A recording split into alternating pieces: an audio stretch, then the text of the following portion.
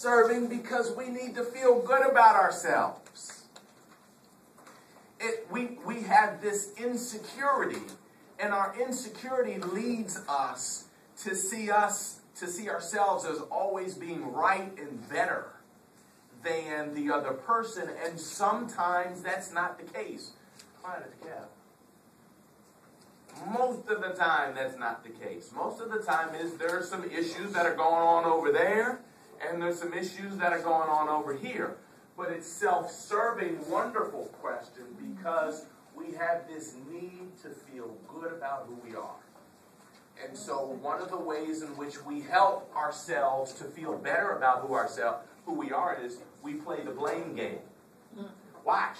Because if we don't play the blame game, then we have to look in the mirror and say, my bad. But it's self-serving and protecting. It's self-preservation is a fancy word. It preserves our ego if it's not me, but it was Abdul.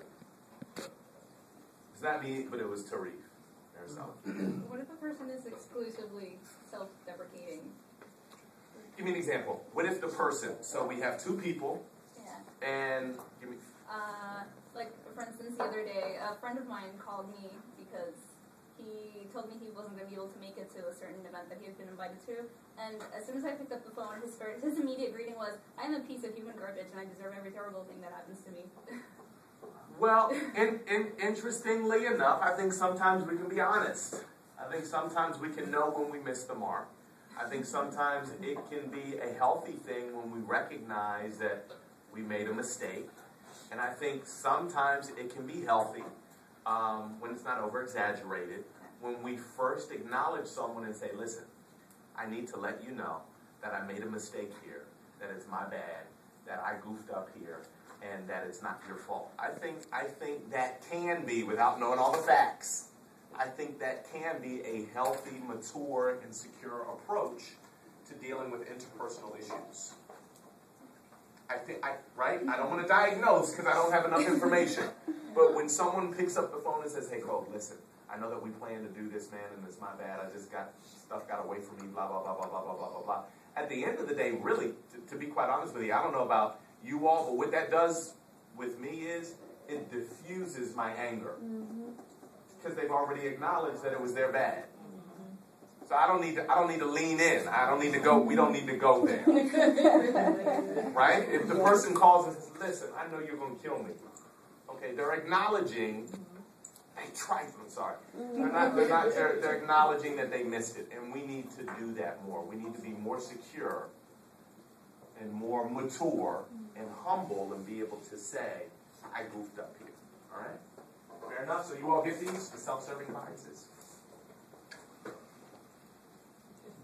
Watch this. It just popped into my head. The bias to believe that the world is fair. Watch. This is where mainstream culture refuses to look at the fact that they are achieving and succeeding because of racism, sexism, classism, or nationalism. You guys with me? Did you guys get that? Number 3, have you all ever been in a conversation with someone from the predominant class, upper middle class, and you're talking to them about affirmative action, or you're talking to them about the history of social, political, and economic oppression in this country, and you're talking about how Latinos and African Americans and Native Americans and Asians in this country have had it a little bit more difficult, a lot more difficult, than mainstream culture.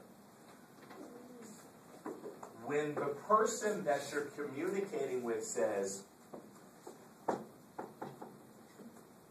this is the best country in the world, and look at Oprah Winfrey, and look at Michael Jordan, and look at Will Smith. You can just pull yourself up by your bootstraps and make it if you really want it. This is America. You can make it. They're having a difficult time acknowledging the fact that this world is not just. But they feel safer and secure recognizing or believing falsely that they've accumulated their success, their achievements, and their accomplishments in a just and fair world. Watch this. Because it damages them if they look in the mirror and they have to realize everybody in Professor Kobe's class is just as talented as me. The fact of the matter is they're brown and they've come from a certain family, culture, or community, and they've been discriminated against socially, politically, and economically. Or they came from the Newark public school system, and if they would have come from the Maplewood or the Union County or the Bergen County public school system, maybe they would have received better teaching, better instruction, better curriculum, yada yada. You guys with me? But it's self-serving because the person who's defending what they have, they now don't have to think that privilege got them the trophy, but that my work and my intellect got me the trophy. We're all on an even keel. No, we're not. No, we're not. No, we're not. No, we're not. And it's okay to acknowledge the fact that because of who you are and where you come from, you received some privileges. It's okay. It's okay with acknowledging that. What I share with my friends and my compadres and my peers who have been the beneficiaries or the benefactors of privilege is make sure you speak out for those that don't have privilege. Be a change agent for those that are without. I'm not mad at you for having.